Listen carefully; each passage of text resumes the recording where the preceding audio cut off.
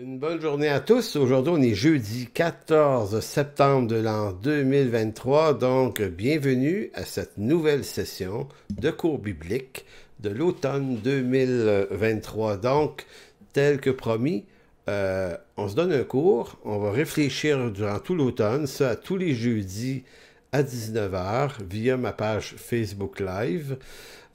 Pour ceux qui vont le prendre en direct les jeudis soirs, mais également il y a cette version qui est préenregistrée pour notre chaîne YouTube.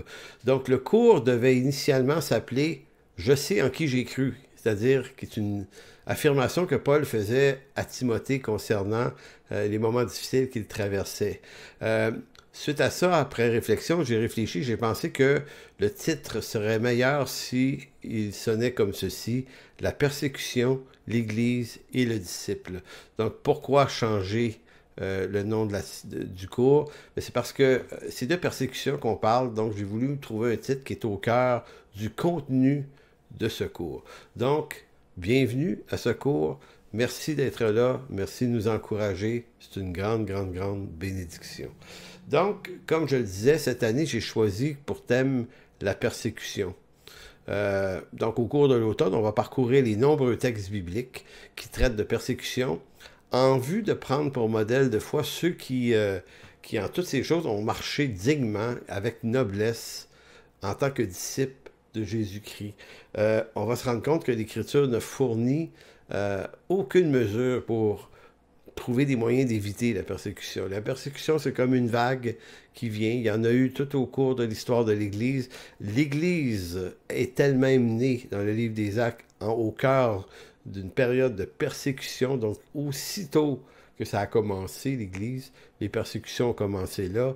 Le Christ est mort, rejeté de tous. C'est dans la persécution qu'il trouve la mort. Donc, l'Église là, plonge ses racines dans un terreau de persécution et c'est important de le comprendre.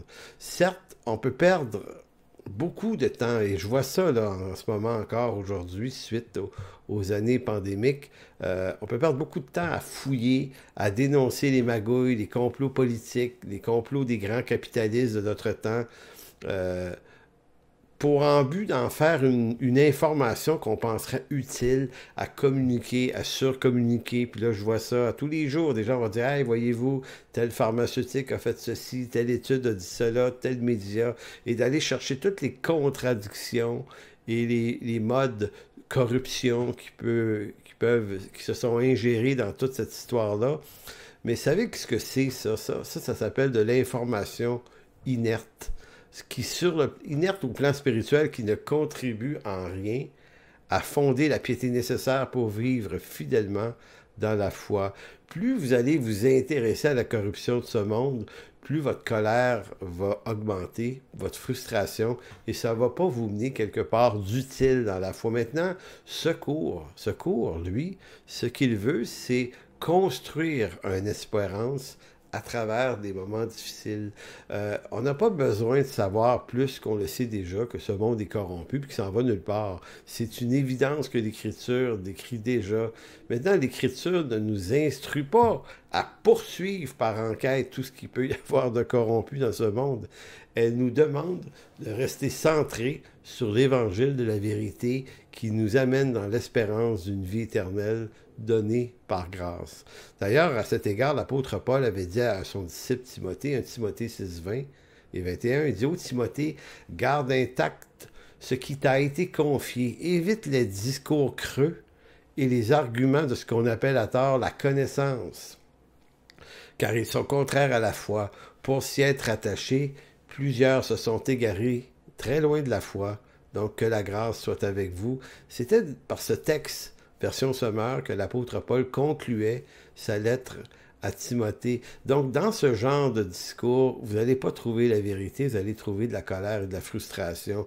Donc, ce cours, lui, ce qui se veut, c'est se nourrir à nouveau des textes bibliques et qu'est-ce qu'ils nous disent sur la persécution, qu'est-ce qu'ils nous disent sur la corruption de ce monde et comment nous, on doit traverser ce siècle, le siècle mauvais dans lequel on est, mais en étant dans la noblesse et la richesse de la foi.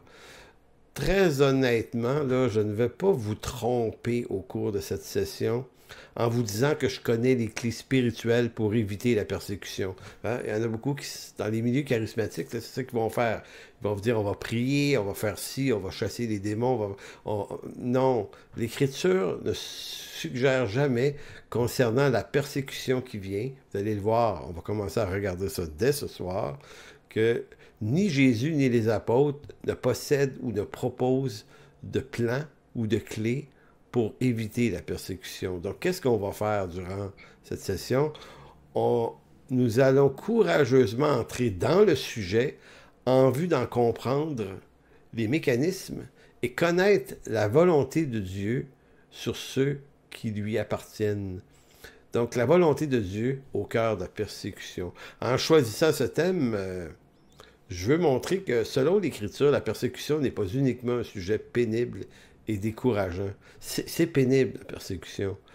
Mais dans l'Écriture, de la façon dont c'est présenté, par les apôtres notamment, c'est présenté comme un sujet, un lieu de richesse spirituelle qu'on ne trouve nulle part ailleurs. En d'autres mots, la persécution, c'est pas uniquement pénible et décourageant, ça peut être une richesse qui s'ajoute à notre marche avec Dieu. Si vous voulez bien tourner dans 2 Corinthiens 12, verset 10.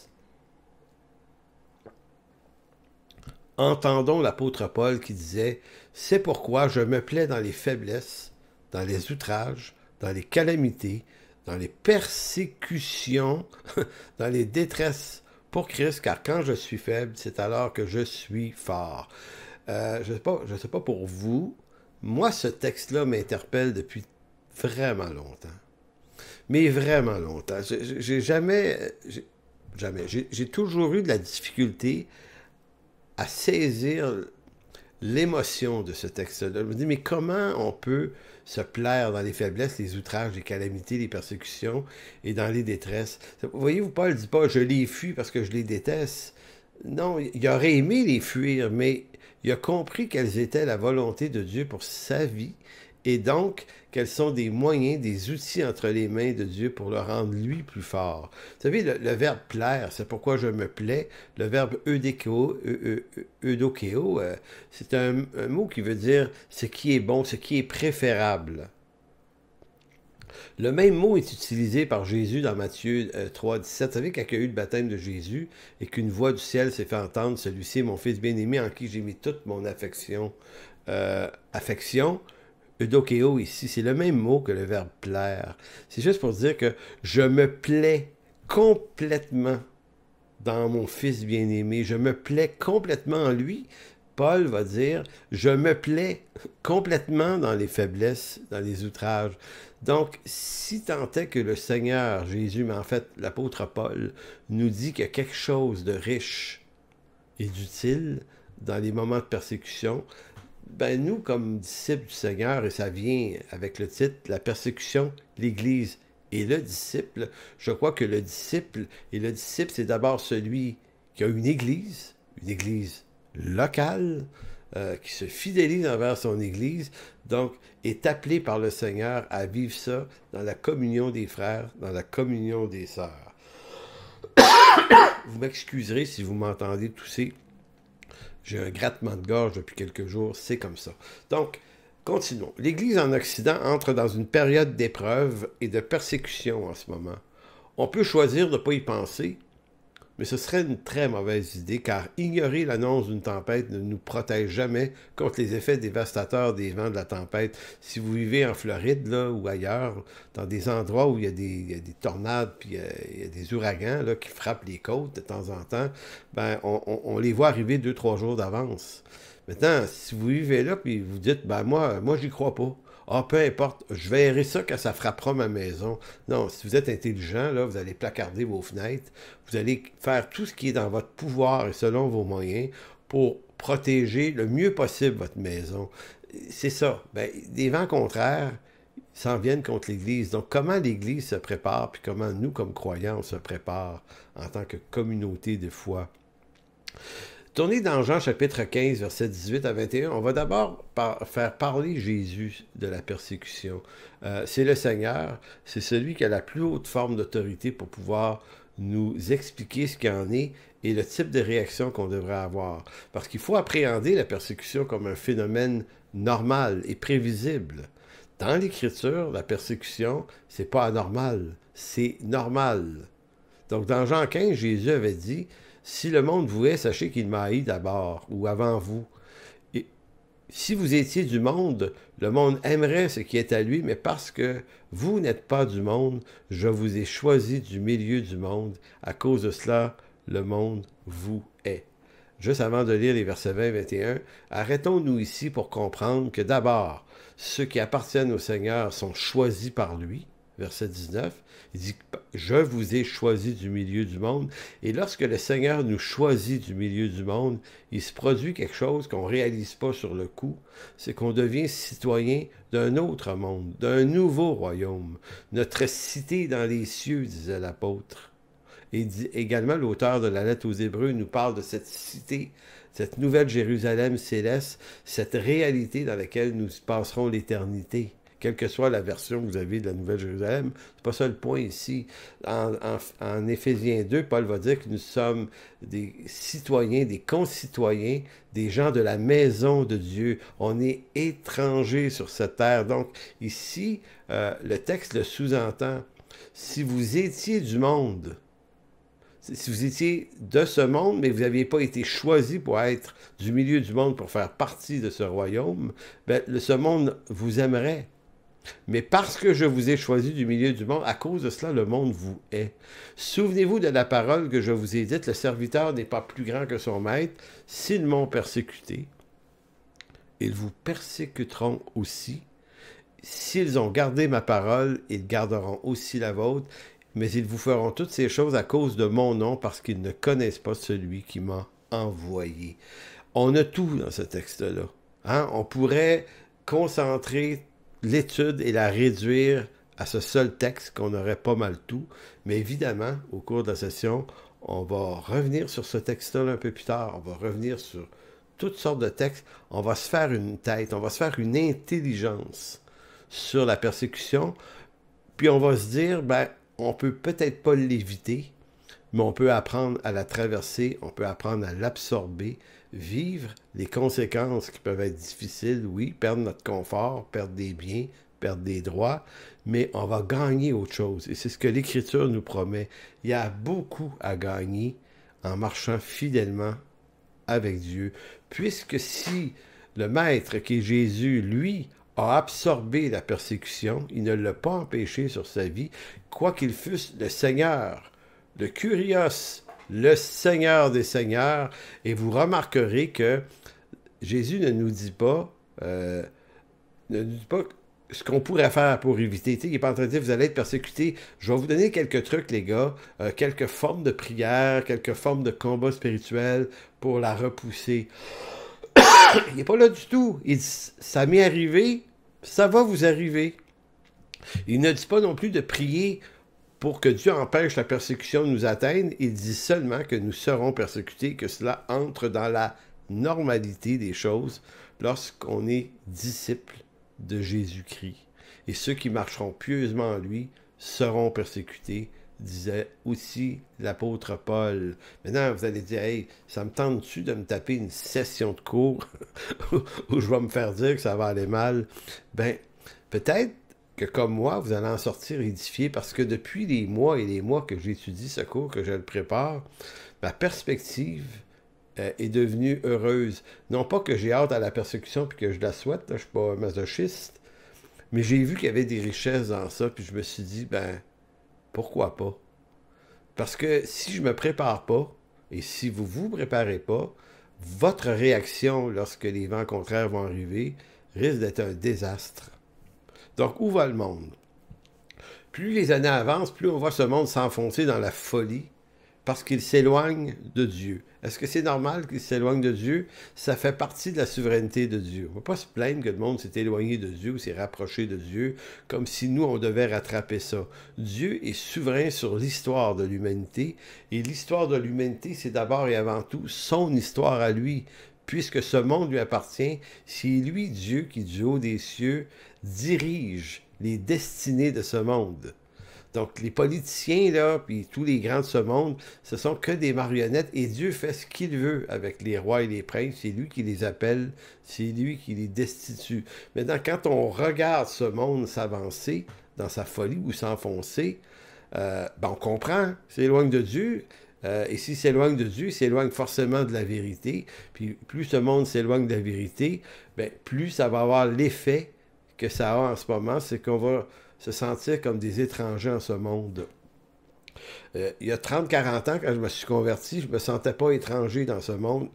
Le christianisme en Occident faisait partie des valeurs qui étaient là. Ça faisait partie des valeurs qui étaient présentes même dans nos parlements, un peu partout, dans nos écoles, les hôpitaux. On était dans une civilisation chrétienne, mais on était en fin de civilisation. Maintenant, le christianisme a été expulsé de toutes les grandes institutions publiques et politiques.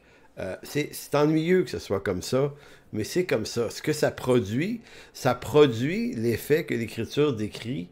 Ça me fait réaliser qu'en réalité, on est des étrangers en ce monde.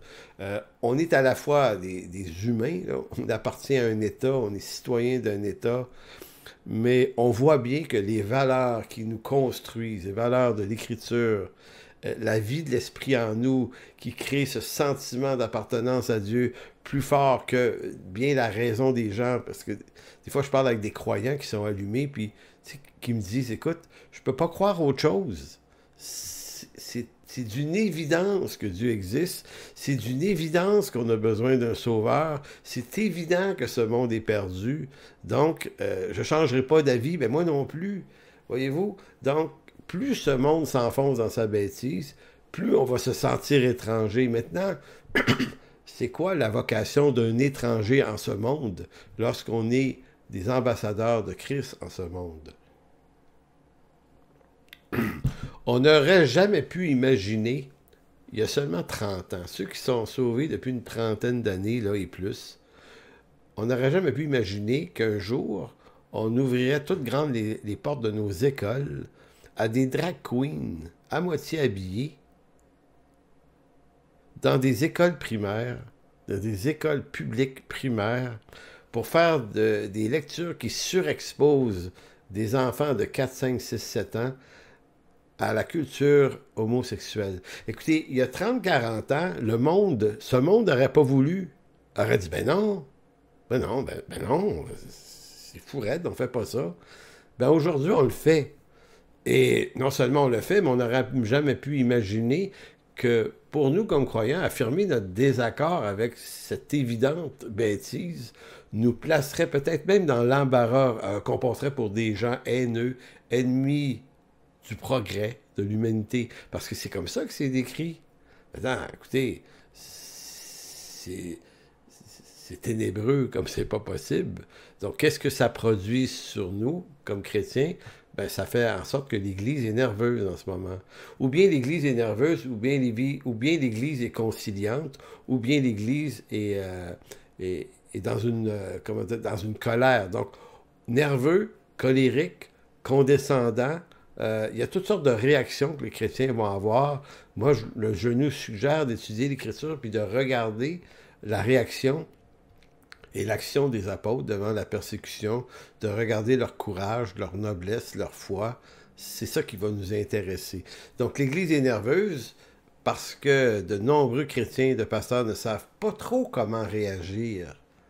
Vous savez, entre la colère de certains, qui est complètement dénué de toute sagesse, et le silence complaisant des autres, ou la complaisance des autres qui essayent de trouver dans les valeurs du monde quelque chose de potentiellement chrétien au nom de l'amour. Donc, voyez-vous, on est coincé entre deux extrêmes, la colère sans sagesse et la complaisance qui est sans sagesse non plus.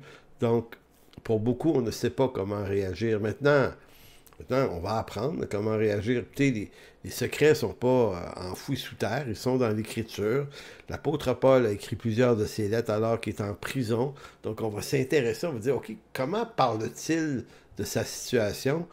Quels sont les avantages, les bénéfices, les fruits, les richesses qu'il en retire? J'ai été étonné en préparant ce cours à quel point c'est ultra présent dans le Nouveau Testament, la persécution. Mais nous, on appartient à un monde de prospérité et de confort. Et on croit que c'est la seule chose que Dieu veut nous donner. Donc vous avez ces faux prophètes, faux prédicateurs de prospérité qui vont vous donner, qui vont vous vendre des produits, des produits qu'ils produisent eux à coût d'argent. C'est de la simonie, hein? C'est littéralement de la séduction pour essayer de vous donner des trucs et des clés pour traverser ces moments-là, pour en être le moins possible affligé. Ben, c'est un mensonge. Quel doit être notre discours et comment énoncerons-nous la vérité sans absolument vouloir se mettre dans le trouble, parce que c'est pas ça le but. D'un côté, si la peur nous renferme dans le silence, la colère bruyante et redondante de plusieurs ne fait rien de mieux. Jacques nous rappelle dans sa lettre, Jacques 1,20, la colère de l'homme n'accomplit pas la justice de Dieu. Donc, ni le silence complaisant de la peur, et ni la colère sont des solutions approuvées par le Seigneur. Que nous reste-t-il à dire? Que nous reste-t-il à faire? Ben, il nous reste à faire confiance au Seigneur, mais d'une façon dirigée. Parce que si je vous dis, ben, faites confiance au Seigneur, on comprend ce que ça veut dire, mais ça reste vague, et puis ça peut rester flou. Il faut faire confiance au Seigneur dans des principes, dans des règles, dans des textes, des affirmations, dans une théologie claire de ce que l'Écriture nous enseigne. Peut-être qu'il va nous falloir, en fait, apprendre à absorber ces moments difficiles, la persécution, et il va falloir que notre but reste de rester, de garder, de demeurer digne, être de dignes représentants de Dieu par la manifestation d'un caractère renouvelé, d'une sagesse que seul l'Esprit de Dieu produit en nous. Et ce que Dieu, par son esprit, peut produire en nous, ça s'appelle le fruit de l'esprit. L'amour, la joie, la paix, la patience, l'amabilité, la bonté, la fidélité, la douceur, la maîtrise de soi. Donc, si vous voulez un bon conseil, fermez les réseaux qui nourrissent votre colère. Vous avez des chrétiens autour de vous, là, qui nourrissent votre colère face à tout ce qui se passe, qui nourrissent votre frustration. Ben, leur communication n'est pas un fruit de l'esprit. Bien qu'ils vont dire, oui, mais nous, on dénonce ce qui se passe. La volonté de Dieu pour nous, c'est pas tant de dénoncer la corruption dans le monde, elle est là. La volonté de Dieu, c'est qu'on se nourrisse d'une saine doctrine qui fortifie notre foi et notre espérance en Jésus-Christ, malgré les vents contraires. Donc, il n'y a pas dans le fruit de l'esprit, là, la colère, l'indignation et tout un paquet d'affaires. Il y a des choses dont on doit s'indigner. Il y a des choses qui devraient nous mettre en colère, oui. Quelles sont-elles? C'est les perturbations et les injustices et le manque d'intelligence qu'il peut y avoir dans l'Église. Maintenant, comme Paul disait dans sa première lettre aux Corinthiens, qu'avons-nous à juger ce monde? Dieu va juger ce monde. Vous lisez ça dans 1 Corinthiens chapitre 9, là, chapitre 5, pardon, versets 9 à 10-12, là. C'est très, très clair. Notre mandat n'est pas de juger ce monde, mais c'est de juger ce qui se passe dans notre communauté, de telle sorte que notre communauté puisse fonctionner selon la saine doctrine et des principes que l'Écriture approuve. Ceux qui ont mon âge se souviennent peut-être que dans les années 80-90, j'étais très jeune quand même à l'époque, il y avait une émission l'après-midi à CGMS ou à CKC. C'était le docteur Roland Albert. Vous souvenez-vous du docteur Roland Albert? Moi, j'avais une job de laveur de vaisselle d'un couventeur et l'après-midi, j'écoutais ça. Je pense que c'était de 1h à 3h, quelque chose comme ça. Et le docteur Roland Albert était un personnage extrêmement coloré, répondait aux questions des gens qui appelaient pour toutes sortes de petits problèmes de santé. Et il était très populaire, le docteur Albert.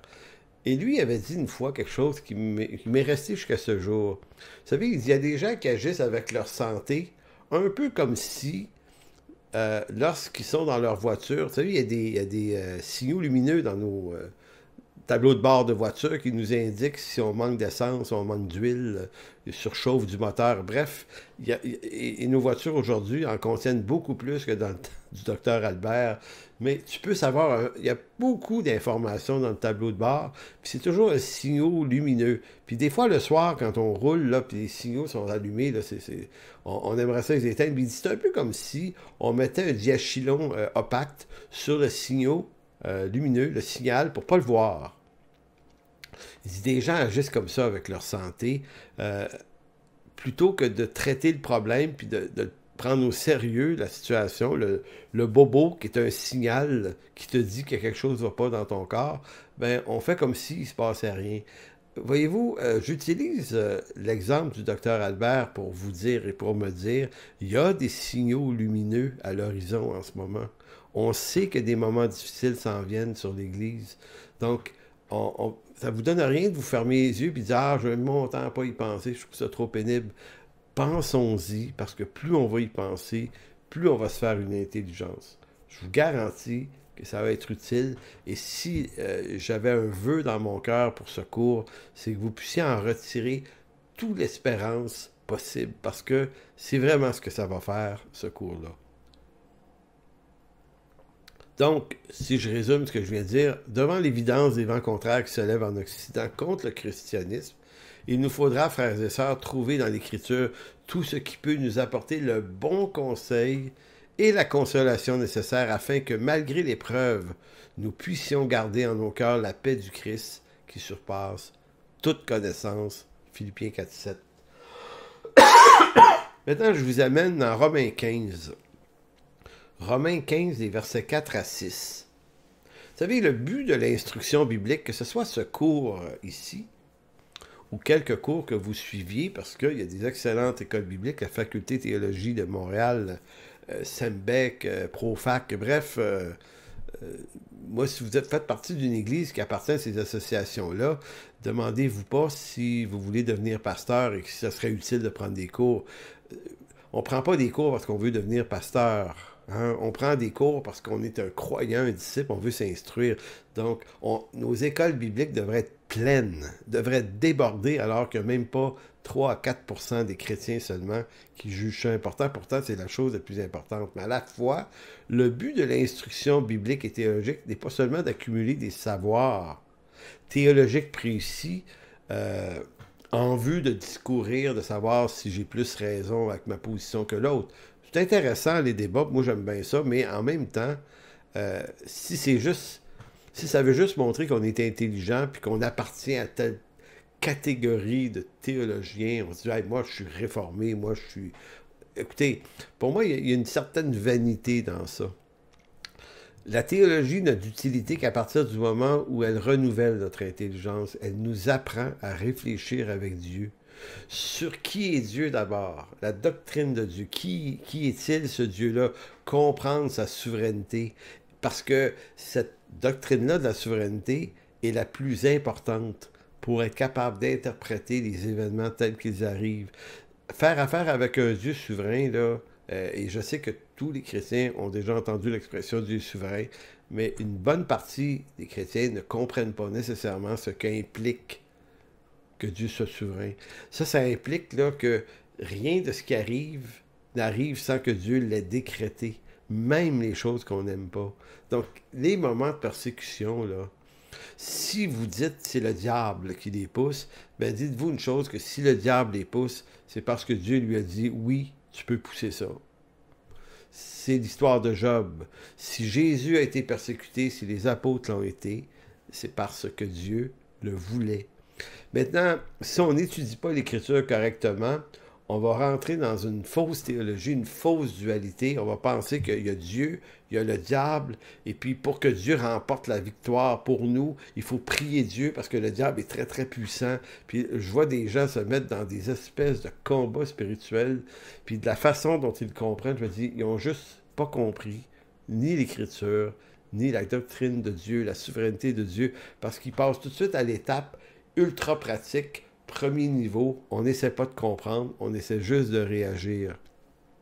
Maintenant, si l'étude de l'Écriture et la théologie ne servent pas à nourrir notre intellect seulement, elles servent plutôt à renouveler notre intelligence. C'est Romains 12.2 qui le dit. Lequel fait croître en nos cœurs les richesses du Christ, patience, consolation, persévérance. Si on va dans Romains 12.4, or, tout ce qui a été écrit d'avance l'a été pour notre instruction, afin que par la patience et par la consolation que donnent les Écritures, nous possédions l'espérance. Que le Dieu de la persévérance et de la consolation vous donne d'avoir les mêmes sentiments les uns envers les autres, selon Jésus-Christ, afin que tous ensemble, on parle ici d'église locale, d'une seule bouche, église locale, vous glorifiez le Dieu et Père de notre Seigneur Jésus-Christ. Pourquoi j'insiste sur l'église locale? C'est que c'est très facile de vivre sa foi dans son petit coin tout seul, puis se cacher derrière quelque chose pour éviter les troubles, les persécutions peut-être. Moi, je vous encourage à vous trouver une église locale et que ce soit en formule web, notre église Loft, mais beaucoup d'autres églises Loft maintenant, il se peut que vous n'ayez pas d'église locale dans votre coin ou quelque chose ne fonctionne pas. Vous pouvez vous rattacher à une église où vous n'irez pas très souvent, mais vous allez entrer en relation avec les pasteurs, les anciens, vous allez vous rendre redevable, vous allez vous rattacher à vivre au moins cette communauté-là, cette vie de communauté-là quand même. Sinon, une église locale près de chez soi, ça reste encore de loin la meilleure option. Mais c'est pas la seule. Maintenant, l'Écriture, nous dit Paul, ça a été fait d'avance. Quand l'apôtre Paul dit ça aux Romains, là, évidemment, on fait référence beaucoup au texte de l'Ancien Testament, parce que le Nouveau Testament n'était pas encore coordonné et écrit dans un seul canon. Mais l'apôtre Paul dit quelque chose de vraiment important. Si ces choses ont été écrites, c'est pour nous instruire à nous, afin que par la patience et la consolation que donne l'Écriture, nous possédions l'espérance. Donc l'Écriture, là, n'est pas supposée de produire de la crainte, du ressentiment, du stress et de l'anxiété. Elle est supposée de produire de la consolation et de l'espérance. Certaines personnes vont utiliser l'Écriture, vont en sortir des textes pour créer de l'anxiété et pour continuellement nous affoler sur les questions de la fin des temps, en voulant émettre toute l'histoire d'Apocalypse, puis du chiffre de la bête. Puis, il y a des gens qui s'amusent à nourrir votre anxiété, ils se servent mal de l'Écriture. Ces textes-là sont bibliques, mais il existe une théologie pour bien les comprendre, de telle sorte que l'Écriture nous amène à posséder de l'espérance. Donc, parce que la persévérance et la consolation nous donnent de regarder l'avenir, même s'il n'est pas très prometteur, avec l'espoir d'une vie meilleure en Jésus-Christ. Donc, dans un monde qui rejette systématiquement le christianisme, au point de décrire les chrétiens comme des gens haineux et des ennemis du bien commun, ben, dans un tel monde, nous, il va falloir posséder une autre espérance qui n'est pas celle de se faire aimer par eux. Ils ne nous aimeront pas. Jésus l'a dit, s'ils ne m'ont pas aimé, ils ne vous aimeront pas. S'ils n'ont pas aimé ma parole, ils n'aimeront pas la vôtre. OK?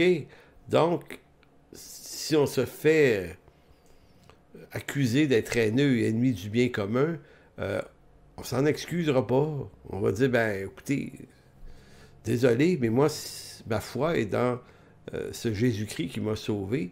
Si vous n'aimez pas son discours, vous ne l'aimez pas. Puis si vous ne m'aimez pas parce que vous n'aimez pas son discours, ben, vous avez juste à pas m'aimer, mais moi, je n'essaierai pas de trouver une espèce de discours mitoyen pour essayer de rentrer là-dedans, de louvoyer pour tenter de ne pas perdre leur affection. Moi, ce que j'ai besoin, c'est de savoir que je suis aimé de Dieu. Le reste, si les gens m'aiment pas, ils m'aiment pas, c'est tout. Donc, tous ensemble en église locale, il va falloir se serrer les coudes, s'encourager, s'édifier, s'instruire, à apprendre ensemble à traverser ces moments d'épreuve, de telle sorte, comme disait Paul, de glorifier le Dieu et Père de notre Seigneur Jésus-Christ. Et notre Église a besoin de nous. Pourquoi? Parce que dans une Église, tout le monde n'est pas au même niveau, tout le monde n'a pas le même courage, tout le monde n'a pas le même zèle. Maintenant, le but de ceux qui sont zélés et ont du courage, c'est pas d'accuser ceux qui en ont moins. C'est d'être là ensemble, de s'encourager, de relever les plus fragiles d'entre nous, de les encourager. On a besoin les uns des autres. On est tous équipés différemment par le Seigneur, soit par des vocations ou soit par des charismes particuliers. Maintenant, mettons ça au service les uns des autres, de telle sorte qu'on puisse traverser ces moments avec tout le courage et la foi que l'Écriture nous demande d'avoir. Nous ne perdons pas courage, disait l'apôtre Paul aux chrétiens de Corinthe. Il y a dans les afflictions et les épreuves des richesses du Christ qui sont insoupçonnables. Quand l'apôtre Paul parle de persécution aux chrétiens de Corinthe, son discours est plein d'espoir et de lumière. Et là, je vous demande de tourner dans 2 Corinthiens 4:6. Encore une fois, pardon pour ce petit chat de gorge que j'ai. Avant de vous lire le texte de 2 Corinthiens 4:6 à 18, c'est un assez long texte, mais je n'ai pas été capable de couper des parties de ce texte-là. Je me dis, il est magnifique dans sa totalité. C'est qu'on est appelé à être des lumières dans ce monde. Maintenant, être une lumière, ça ne signifie pas qu'on soit tous des follow spots. On n'a pas besoin d'être des 1000 watts, toute la gang. Dieu ne méprise pas le petit lumignon qui fume. D'ailleurs, Dieu le remarque. Vous savez, si on ouvre une lumière en plein jour, alors qu'il fait soleil, ça ne fait aucune différence sur le terrain. Mais une luciole dans la nuit, dans une forêt ténébreuse, une simple luciole crée un jet de lumière autour d'elle. Pourtant, cette même luciole, le jour, on ne la voit même pas. Pourquoi j'utilise cette illustration-là? Bien parce que peut-être que vous vous dites, moi je ne suis pas assez intelligent, je ne suis pas assez connaissant, je ne suis pas assez puissant, je ne suis pas assez riche, je suis pas assez, j'ai pas assez de charisme, je suis juste une luciole, on dirait. On dirait que personne ne le remarque. Moi, je veux vous encourager que Dieu utilise des lumignons qui fument, il utilise des lucioles. Et plus ce monde va s'enténébrer, plus votre lumière va paraître, si mince soit-elle. Et actuellement, on entre dans un monde ténébreux. C'est pas les plus grands prédicateurs, les plus grands pasteurs qui vont se faire remarquer le plus, bien qu'ils vont se faire remarquer s'ils sont fidèles à l'Écriture. Mais vous aussi, dans votre milieu de travail, peut-être que vous dites, hey, moi, je suis le seul chrétien qui est là, je suis un peu gêné, je suis un peu intimidé par tout ça, ma lumière n'est pas forte. Écoutez, persévérez. Parce que cette petite lumière que vous êtes pourrait éclairer pas mal de gens à mesure que dans l'endroit, les ténèbres vont devenir épaisses. Dieu ne méprise pas le petit lumignon qui fume. Donc, lisons le texte. Comme j'ai dit, on est dans 2 Corinthiens 4, verset 6. Car Dieu qui a dit « La lumière brillera du sein des ténèbres » a fait briller la lumière dans nos cœurs pour faire resplendir la connaissance de la gloire de Dieu sur la face de Christ. Nous portons ce trésor de lumière, dans des vases de terre. Des vases de terre. Vase de terre, qu'est-ce que j'entends, vase de terre? Un vase souvent malade, fragile, infirme, difforme. Tu sais, on n'est pas glorieux. Dieu a choisi les choses viles, les choses folles de ce monde, dans les chapitres, dans la première lettre aux Corinthiens. Maintenant, Dieu a décidé qu'elle allait se glorifier avec des gens peu capables. C'est pour ça que je vous dis, si votre lumière n'est pas surpuissante, arrêtez de vous sentir mal. Restez fidèle, restez cette petite lumière et dites, gars, Seigneur, avec le lumignon que je suis, fais quelque chose. Je ne sais pas quoi, fais quelque chose.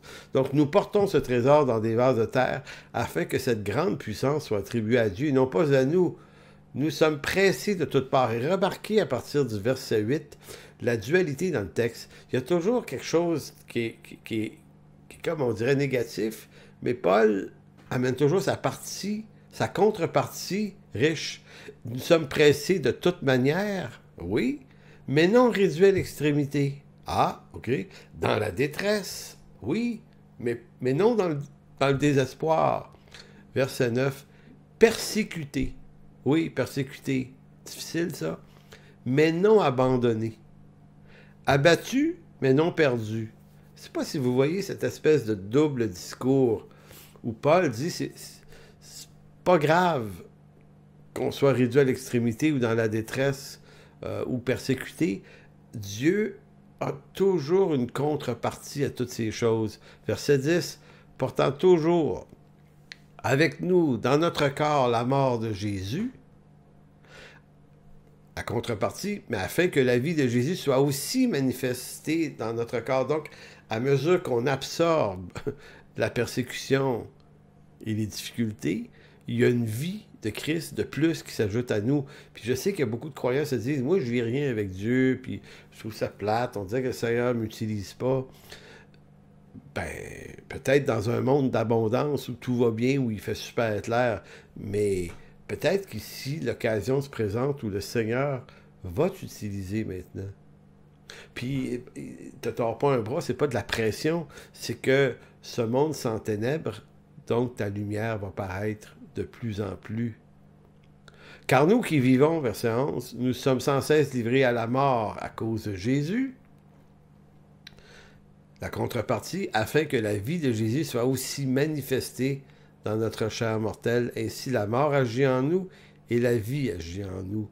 Donc c'est pour ça que je disais tout à l'heure, il y a dans la persécution une richesse insoupçonnée. Donc à tous ceux qui ont l'impression de tourner en rond puis de vivre rien avec Dieu, moi je vous propose l'idée qu'il s'en vient des temps difficiles et il se pourrait que les richesses de Christ grandissent en vous d'une manière que vous ne pouviez pas soupçonner avant, parce que c'est ce que font les temps d'affliction et de persécution. Verset 13. Et comme nous avons le même esprit de foi qui est exprimé dans cette parole de l'Écriture, j'ai cru, c'est pourquoi j'ai parlé, nous aussi nous croyons, et c'est pour cela que nous parlons, sachant que celui qui a ressuscité le Seigneur Jésus nous ressuscitera aussi avec Jésus et nous fera paraître avec vous en sa présence. Car tout cela arrive à cause de vous, afin que la grâce, en se multipliant, fasse abonder à la gloire de Dieu des actions de grâce d'un plus grand nombre. Donc, je ne sais pas si vous voyez la lumière côtoyer les ténèbres dans ce texte-là. Donc, c'est comme si Paul disait, « Ayez pas peur de ces temps difficiles qui viennent, même si, à première vue, ils sont épeurants.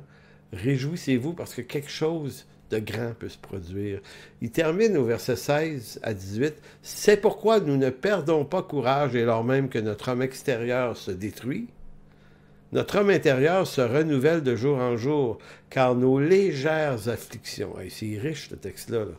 Nos légères afflictions, et là, vous voyez l'usage là, du poids. C'est léger, les afflictions, si on les compare au poids éternel de gloire. Car nos légères afflictions du moment présent produisent pour nous, au-delà de toute mesure, un poids éternel de gloire, parce que nous regardons non point aux choses visibles, mais à celles qui sont invisibles.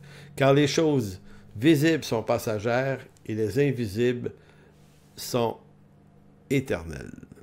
C'est extrêmement riche à réfléchir comme texte 2 Corinthiens 4, 6 à 18. Ce texte expose à la fois la misère des épreuves, mais tout à la fois la lumière, la consolation et l'encouragement. Il faut apprendre à traverser les épreuves, quelle qu'en soit la cause, en se disant que ces circonstances visibles, les épreuves, elles ne peuvent être que passagères, alors que les bénédictions qui s'attachent à notre foi, qui traversons ces épreuves, sont des richesses qui semblent invisibles pour le moment, mais qui sont de calibre éternel. Donc, c'est vraiment encourageant. Là, je m'en vais vers vous partager un dernier petit bout avant la conclusion. Qu'est-ce que la persécution? Qu'est-ce qu'on peut en dire? Je vais vous faire quelques lectures là-dessus aujourd'hui, puis on continuera la semaine prochaine. La persécution n'est pas un enjeu strictement chrétien dans le sens où c'est pas aussi simple que de dire Satan utilise le monde, les régimes politiques autoritaires pour persécuter les chrétiens. La persécution, c'est pas juste les chrétiens, en d'autres mots, qui la subissent. La persécution est un mécanisme beaucoup plus complexe que ça. La persécution est un effet direct de la chute adamique qui initie en l'homme la haine du prochain. La haine de l'autre est la mère de toutes les guerres et de toutes les difficultés des relations humaines dans l'histoire de l'humanité. Donc les chrétiens ne sont pas les seuls à être persécutés dans le monde. Là où une religion serait minoritaire, ceux qui la pratiquent risquent tout autant la persécution que les chrétiens. De plus, on peut être persécuté pour d'autres raisons que des raisons religieuses, pour la couleur de sa peau, pour son appartenance ethnique. On peut même être persécuté parce qu'on est trop petit, qu'on est trop grand, qu'on est trop gros, qu'on est trop mince, qu'on est trop ceci ou pas assez ceci.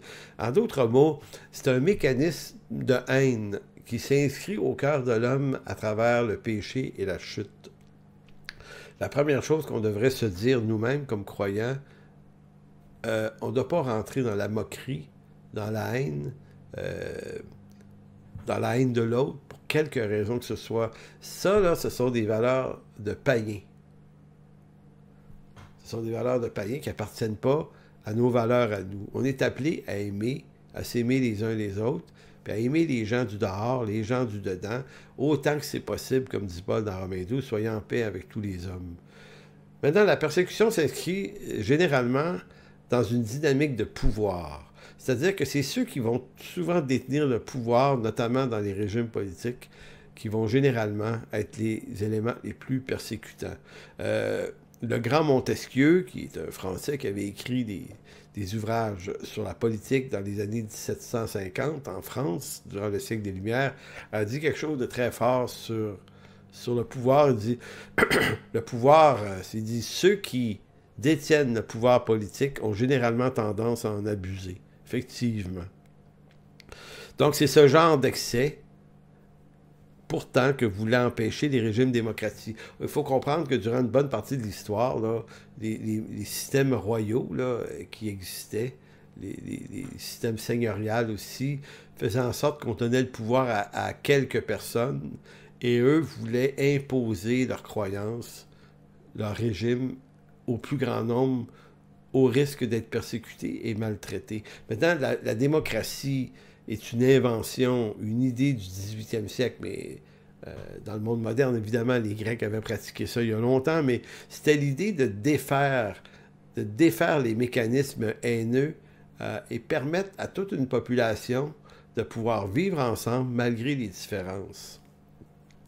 Donc, c'est pour ça qu'on dit que c'est ce genre d'excès que voulaient empêcher les régimes démocratie, c'est-à-dire permettre à chacun de défendre et conserver ses valeurs et ses croyances, ses idées, même si elles ne sont pas majoritaires sur le plan social. Donc, en démocratie, il y a cette idée que tu es supposé avoir le droit de penser différemment et on n'a pas le droit de te persécuter pour cette raison-là. Or, on arrive maintenant au bout du paradigme démocratique. La démocratie, idéalement, voulait régler ce problème-là, mais de plus en plus, on va se rendre compte que ce sont les démocraties, les systèmes démocratiques qui vont s'embourber eux-mêmes dans des formes de persécution. On le voit au Canada, par exemple, des gouvernements qui tentent d'imposer une façon de réfléchir sur toutes les questions transgenres, par exemple, au point d'imposer par des lois d'absorber cette valeur-là alors qu'on pourrait avoir un problème. Pour moi, le mariage, pour moi, les deux genres sexuels qui existent, c'est l'homme et la femme. Moi, je ne changerais pas d'avis, même si on nous met des lois là-dessus, c'est l'homme et la femme. Non, si des gens choisissent d'être autre chose qu'un homme et une femme, tant qu'à moi, ça les regarde. Moi, je ne suis pas là pour les empêcher de faire leur vie et je n'ai aucunement envie de les priver de leur liberté à eux, mais tout autant que leur liberté à eux ne me prive pas, moi, de ma croyance. C'est pas ma liberté seulement, ma croyance que ça reste que pour moi, il y a deux genres sexuels, hommes et femmes. Donc, penser comme je pense peut m'attirer des problèmes. Pourtant, en démocratie, c'est pas supposé d'arriver. C'est supposé de garantir ma liberté de croire autrement, sans être un persécuteur, parce que je ne persécute personne. Donc, c'est pour ça qu'on dit que le régime démocratique est arrivé au bout. Tout régime politique dans l'histoire qui ont un certain succès finissent par atteindre le dépassement de leur propre logique et deviennent éventuellement des systèmes qui se corrompent parce que tout ce que l'homme invente se corrompt. Donc, c'est vers ça qu'on glisse tranquillement et on ne pourra pas l'empêcher. Maintenant, dans l'esprit du persécuteur, peu importe qui il est, euh, l'autre, celui qui pense différemment, est une menace à mon pouvoir. Pouvoir qui s'incarne par des valeurs qui prennent forme souvent sous forme d'idéologie dominante. Et on voit très bien que l'angle de la persécution qui se présente à nous en ce moment, c'est moins un angle religieux qu'un angle éthique et sexuel. C'est à travers tous les lobbies homosexuels qui travaillent très très fort depuis une cinquantaine d'années euh, pour trouver leur propre droit d'existence dans la société. Jusqu'à là, pour moi, ils ont le droit d'être ce qu'ils sont. Mais maintenant, c'est forcer les gouvernements à créer une obligation d'adhérer à ces valeurs-là. Voyez-vous? Donc, les pouvoirs maintenant imposent une façon de penser, et c'est là que le clash va avoir lieu. La persécution ne se résume pas d'abord à interdire à des personnes de croire en ce qu'ils ont envie de croire, mais consiste à leur imposer une croyance qui vient se placer au-dessus des croyances multiples. Donc, dans l'Empire romain, c'est comme ça que ça se passait. Des cycles de persécution des chrétiens, mettons, dans le monde romain, on ne demandait pas aux chrétiens de ne plus croire en Jésus-Christ. C'est intéressant, ça. Dans le monde romain, les persécutions romaines d'il y a 2000 ans, le problème, c'était pas de croire que Jésus est le Seigneur. Le problème, c'était de croire que Jésus est le Seigneur des Seigneurs. Donc, les chrétiens, eux, reconnaissaient l'autorité de César. C'était pas un problème. Mais ils reconnaissaient que le Seigneur Jésus était une autorité, était pas juste, parce que le mot qu'on utilisait pour Seigneur, c'est kurios, dans le grec. Maintenant, les chrétiens avaient pris l'habitude de dire, mais le Seigneur Jésus étant le Seigneur souverain, et le kurios des kurios, c'est le Seigneur des seigneurs. Et ça passait mal. Parce que dans le monde romain, tu peux croire ce que tu veux, tu peux croire à rien, ça ne dérange personne, tant que tu honores la suprématie de la fonction de César.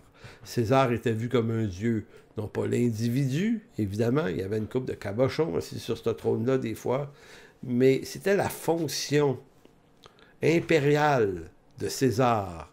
Cette fonction-là était vue comme donner du droit divin, donc tu devais offrir un encens, une allégeance à César. Et c'est là que les chrétiens ont rencontré une vive persécution de la part des Romains, parce que pour les chrétiens, ils disaient, nous, on n'a aucun problème à honorer César et à obéir aux lois de l'État, mais le détail que vous nous imposez de dire que César, on doit le regarder au-dessus du Seigneur Jésus-Christ, ça, on ne peut pas aller là.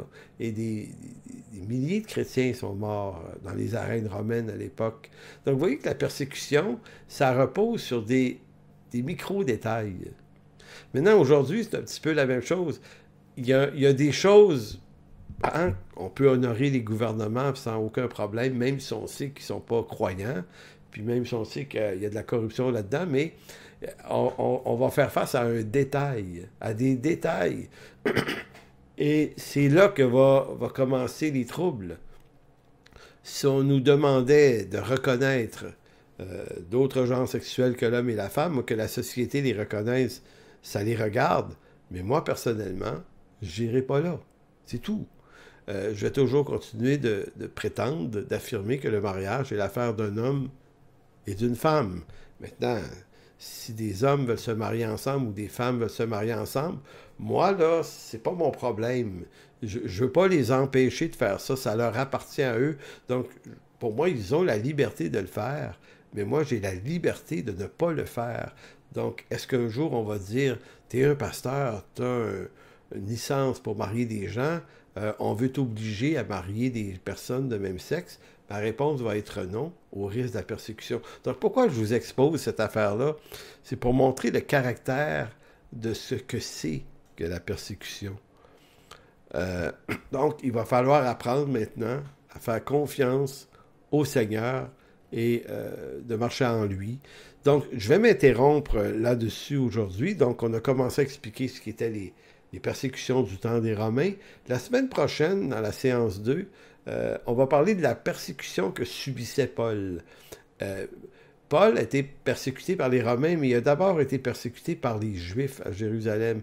Les premières vagues de persécution étaient celles du Sanhédrin et du monde des pharisiens, les docteurs de la loi, qui n'acceptaient pas que les chrétiens puissent reconnaître Jésus comme le Messie. Donc, on ne mettra pas énormément de temps là-dedans, mais on va comprendre la dynamique que ça a amené dans l'Église du premier siècle et pourquoi, encore une fois, la persécution reposait des fois sur d'infimes détails, en apparence, mais qui étaient en fait des énormes détails. Donc, d'ici la semaine prochaine, portez-vous bien. J'espère que vous appréciez cette première séance. J'espère que vous allez apprécier les suivantes. Et si vous le désirez, vous pouvez toujours faire connaître cette série à des gens autour de vous si vous pensez que ça pourrait leur être utile. Donc, d'ici là, que Dieu vous bénisse tout le monde. Voilà.